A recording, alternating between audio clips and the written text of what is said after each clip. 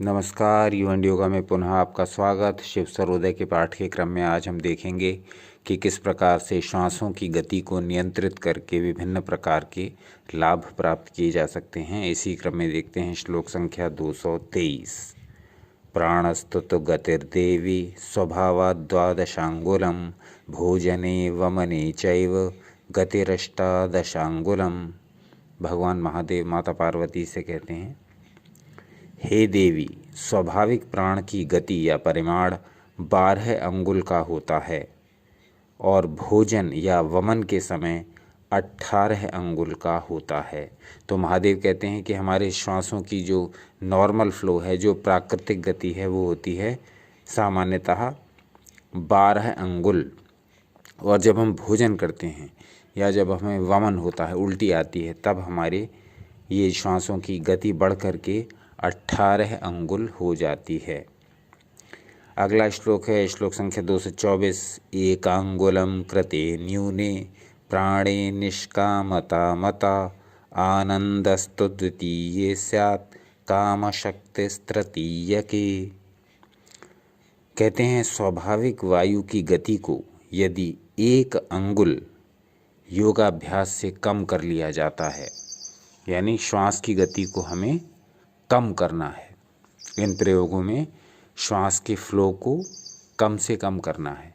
तो अब देखते हैं कि कितना कम करने से क्या क्या लाभ प्राप्त होते हैं। स्वरयोग शास्त्र की यह एक विचित्र विधा है। इसको देखते हैं 224 श्लोक में क्या कहा गया, इसको ठीक से समझने का प्रयास करते हैं। तो भगवान शिव कहते हैं कि यदि स्वाभाविक वायु की गति को 1 अंगुल योगाभ्यास से कम कर लिया जाता है, यानी योगाभ्यास का द्वारा आप उसको 1 अंगुल कम कर देते हैं अपनी श्वास के नेचुरल फ्लो को, तो क्या होता है, उससे निष्कामता प्राप्त होती है। आपका मन चंचल नहीं रहता, इधर उधर भटकता नहीं और विभिन्न कामनाओं में पड़ करके आपको दुखी नहीं करता है, तो उससे निष्कामता प्राप्त होती है। यदि आपने इसी को बढ़ाते हुए 2 अंगुल कर लिया कम, श्वासों के फ्लो को आपने 2 अंगुल कम कर लिया, तब आपको आनंद प्राप्त होता है। और यदि 3 अंगुल इसको कम कर लेते हैं श्वासों के फ्लो को, तब काम शक्ति की प्राप्ति होती है। आगे बढ़ते हैं श्लोक संख्या 225। वाचा सिद्धिश्चतुर्थे च दूरदृष्टिस्तु पंचमे षष्ठे त्वाकाशगमनम चंडवेगश्च सप्तमे। अब देखते हैं कि 225 श्लोक में श्वासों के फ्लो को कम करने के क्या लाभ बताए गए हैं। तो देखते हैं, 4 अंगुल कम करें तो वाक सिद्धि प्राप्त होती है।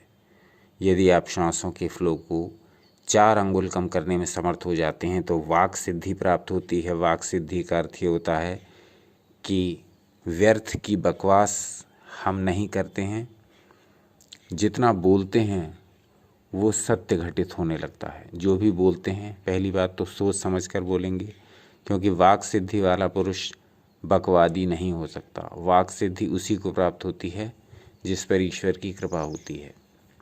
तो वाक सिद्धि वाला मनुष्य बकवादी नहीं हो सकता।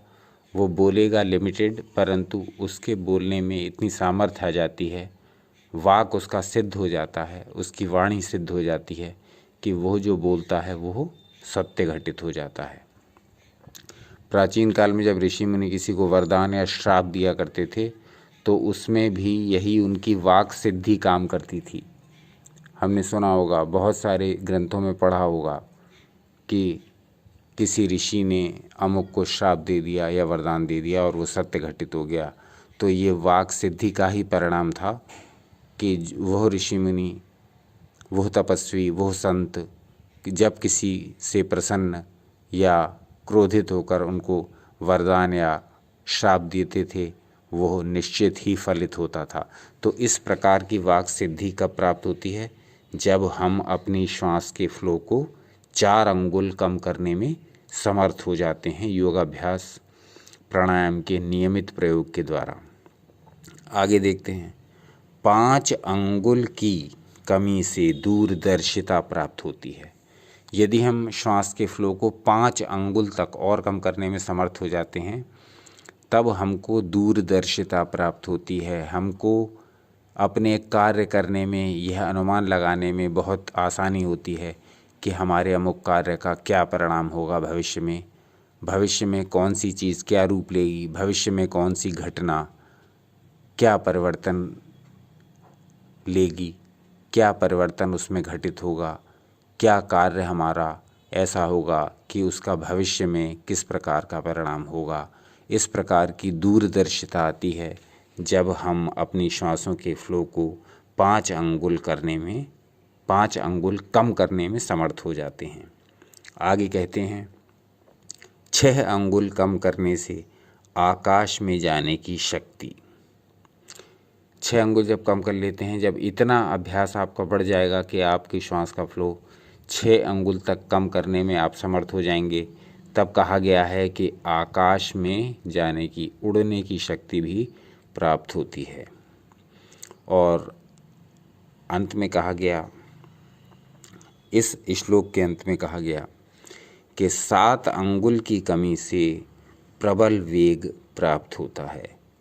यदि हम इसको 7 अंगुल तक कम करने में समर्थ हो जाते हैं तब हमको बहुत गति प्राप्त होती है, अत्यधिक गतिमान हो जाते हैं।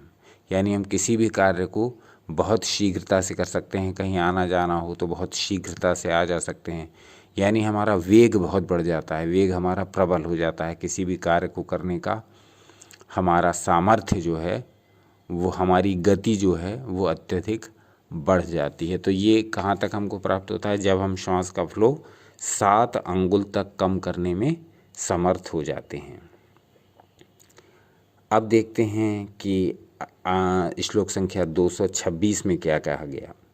अष्टमे सिद्धयश्चैव नवमे निधयो नव दशमे दशमूर्तिश्च छाया नैकादशे भवेत।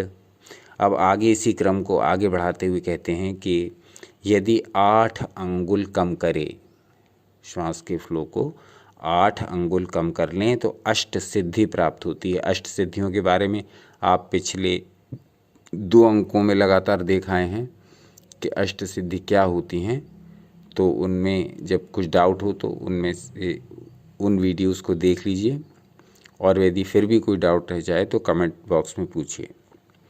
तो कहा गया कि यदि 8 अंगुल कम करें तो अष्ट सिद्धि की प्राप्ति होती है। 9 अंगुल की कमी से नवनिधियों की प्राप्ति होती है। 9 निधियाँ क्या हैं? यदि आप ये जानना चाहते हैं तो इस विषय में कमेंट करिए। इस विषय में एक पूरा वीडियो विस्तार से बनाएंगे और आपको बताएंगे कि ये 9 निधियाँ क्या हैं। तो 9 अंगुल की कमी यदि हम करने में समर्थ हो जाते हैं श्वास के वेग में, तब हमको 9 निधियाँ प्राप्त होती हैं वरदान स्वरूप। यानी हम 9 अंगुल तक अपनी श्वासों का वेग कम करने में समर्थ हो गए तो हमको हमारे कर्म फल स्वरूप 9 निधियाँ स्वतः ही प्राप्त होंगी। यदि 10 अंगुल कम करने में समर्थ हो गए तो 10 मूर्तियाँ, और 11 अंगुल की कमी से छाया रहित होने की शक्ति प्राप्त होती है। अब ये 10 मूर्तियाँ क्या हैं और छाया रहित होना क्या है? छाया रहित होना तो ये है कि आपके शरीर की छाया बनना बंद हो जाती है।